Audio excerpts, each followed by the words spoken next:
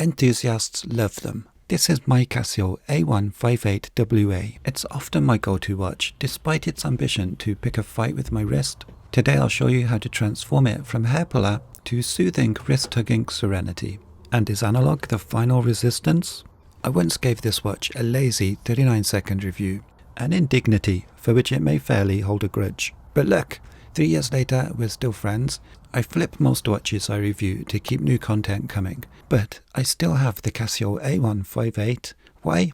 Well, for the smallest investment, this watch could push more of your dopamine receptors than any other, and if you don't have it, you're missing out on the industry's biggest open secret. Let's go over the details of the watch. If you want one, I'll drop an affiliate link in the description. If you use it, I can earn from qualifying purchases, and it doesn't cost you any extra. No more disclosures because I bought the watch with my own money. It will give you the time accurately. No fuss, no problems. I only sync it twice a year for daylight saving time.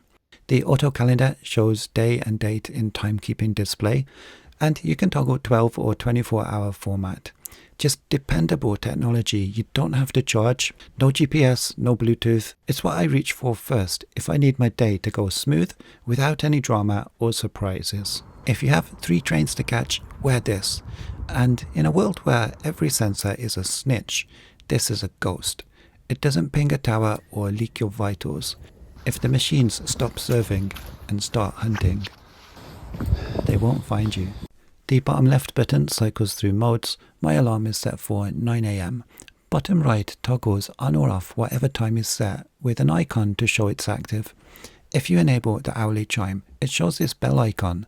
I still remember the chorus of collective beeps from my school days that echoed around the classroom to signal the end of another tedious hour. We all had a digital watch, mostly Casios back then. And were they better? Forget those fancy memory and pixel displays Casio is pushing lately. They're slow, they lag, but this LCD is a speed demon. Look at those hundredths of a second whiz by. Most modern screens can't refresh this fast. It does splits times too. It's a middle finger to the overcomplicated technology nobody asked for, and a deliberate anti-status choice for those who appreciate intentional utility above overpriced vanity trinkets.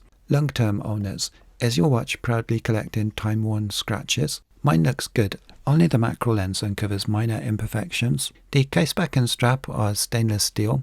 The dreaded strap. I'm going to show you how to fix this, remember. I've modified mine for a perfect fit and all-day comfort. The watch case is resin with chrome plating, and I always think of it as simply a metal watch because that's what it looks like to me. It's a detailed case with consequently small planar surfaces. That's the secret. If it had planes of greater surface area, they would betray the intended metal look because you'd get subtle surface undulation typical of plastics and resin, like this. The strap has a satin vertical brush finish that looks awesome, so you really don't want to swap this strap. Ideally, you just need a solution to stop it from pinching your arm hair. This is what I did. Oh, and I test a lot of Casio watches here, so join my subscribers if that's your thing. Find yourself some sticky back gel padding sheets. Look for products that say they're for blisters. That way, you know they're designed for skin contact. This is just a brand I found local to me, not sponsored. It's about 2mm thick. Cut some tiny squares and strategically place them for comfort. Now my watch feels like I'm wearing the softest silicone band, and the gel is anti-friction, so I can even wear it loose and it doesn't shuffle down my arm. Super comfy, and it can't be seen. Also useful for straps that are too loose or too tight because you can fine-tune the fit by adding gel pads. Babies whine about the backlight. Someone get them a pacifier. What do they want, a searchlight?